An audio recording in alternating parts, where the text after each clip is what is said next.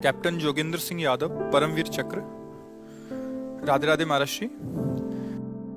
हमें बहुत प्रियता होती है, हम आपको बताएं, हम संत वेश में हैं, हमें अपने भारत देश से बहुत प्रेम है। और जब कोई कहता है हम आर्मी में हैं, ऐसे हैं, तो हम उसे एक संत की नजर से ही देखते हैं कि जैसे हम एकांत में बैठकर अपने मन को मारकर प्रभु में लगाते हैं, ऐसे आप अपने परिवार का मोह छोड़कर आप संसार के सुखों को रौंद करके अपने प्राणों को भारत देश के लिए समर्पित करने के लिए, तो हमें बहुत प्यारा लगता है। हम विशेष आदर उसका हृदय से करते हैं जो हमारे देश के सुरक्षा विभाग में है, हमारे देश को सुरक्षित रहे। आज हम यहाँ भजन कर पा रहे हैं ना, तो आप लोगों की वजह से।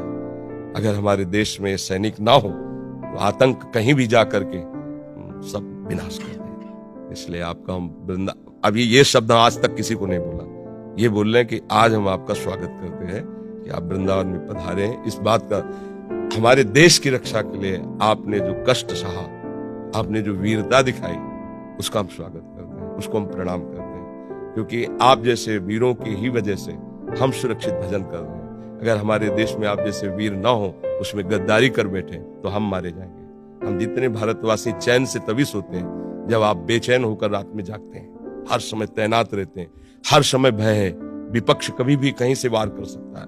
आप अपने परिवार का मोह त्याग करके, आपको पता है कि 1 मिनट में शरीर जा सकता है, तो आप वहां तैनात होकर के हर प्रयास, अभी इन्होंने आपको इसमें बताया कि आपने 12 गोलियां शरीर में खाई, फिर भी भारत के लिए हमारा हृदय भरा है आपके लिए कि हम स्वागत करते हैं हृदय से। ऐसा ही शूरवीर योद्धा, भगवान का रिझाने वाला भक्त। देखो भगवान इस पर प्रसन्न हुए, आप जहां आए हो यहाँ आना सहज नहीं।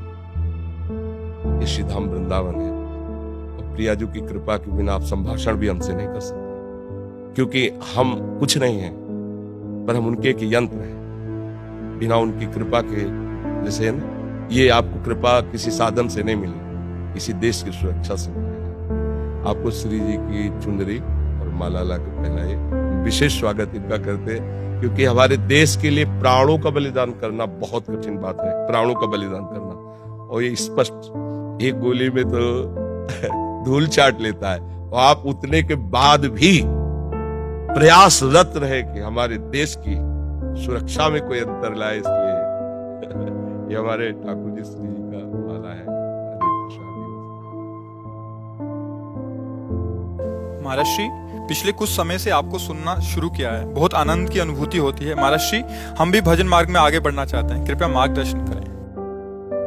जो सेवा से आपको समय मिले, तो जो प्रभु का आपको नाम प्रिय हो, वो जपने का भाव करें।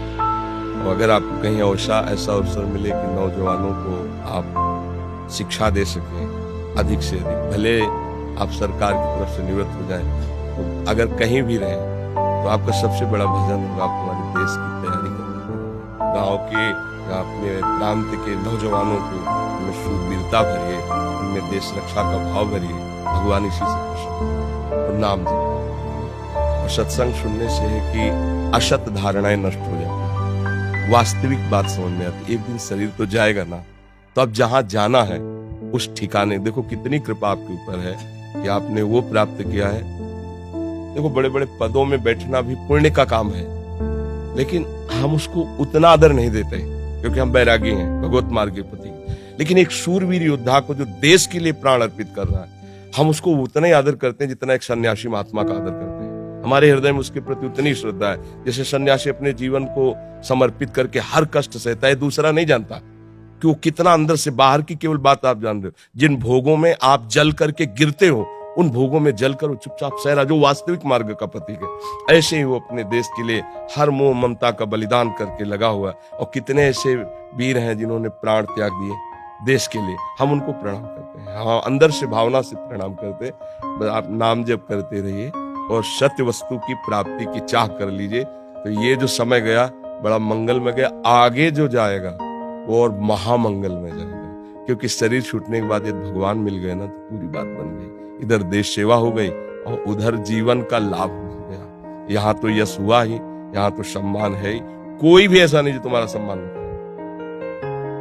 पदाधिकारी का सम्मान होना मुश्किल हो सकता है, अगर थोड़ा भी भारत का नमक है तो एक बार तो सल्यूट मारेगा कि तुमने हमारे देश की रक्षा के लिए ऐसा कष्ट सहा, हम तुम्हें प्रणाम करते हैं। तो बस फिर हम ये चाहते हैं कि जो मालिक हैं संसार के, उनके सामने भी आपका स्वागत हो। आओ, हमारे बच्चे हो, आप हमारे पास आओ, इसके लिए नाम जप करना और हमारे देश के नौजवानों को वो शिक्षा देना जिससे वो भी हमारे देश